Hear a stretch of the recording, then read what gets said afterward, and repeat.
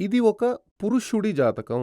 అంటే ఇదొక మగవాడి జాతకం. ఈయనకొచ్చి 45 ఏళ్ల వయసు. ఆన్‌లైన్‌లో చూసిన జాతకం ఇది. వీళ్ళు నేరుగా వచ్చి నన్ను కలవలేదు. బయట దేశంలో ఉన్నారు. ఆన్‌లైన్‌లోని చూసిన జాతకమే. అప్పుడు ఆయన అడిగిన ప్రశ్న ఆయన ఏం అడిగారంటే, నేనడిగాను, "మీకు జ్యోతిష్యం చెబితే కొంచెం అందరితోనూ నేను ఇలాగే అడుగుతాను. అంటే ఆన్‌లైన్ చూసేటప్పుడు ఆయనకి కొంచెం ఈ మ్యాటర్ తెలిసి ఉండాలి. అసలేమీ తెలియని వ్యక్తికి ఇది చెబితే వాళ్ళకి అర్థం కాదు. చెప్పినా మనకి తృప్తి ఉండదు. అందుకే అందరి వద్ద అడుగుతాను. అసలేమీ తెలియని వాళ్ళకు నేను జాతకమే చూడను. వాళ్ళని అవాయిడ్ చేస్తాను. అదే విధంగా ఈయన దగ్గర నేను అడిగాను, "మీకు జ్యోతిష్యం కొంచెం తెలుసునా? కొంచెం అర్థమవుతుంది కదా" అని అడిగినప్పుడు ఆయన అన్నాడు, "విషయాలు నేను చెబుతాను స్వామీ. ఎందుకు ఆ విధంగా జరిగిందనేది నాకు తెలియాలి" అని ఆయన అన్నాడు. ఓకే. చెప్పండి అన్నాను.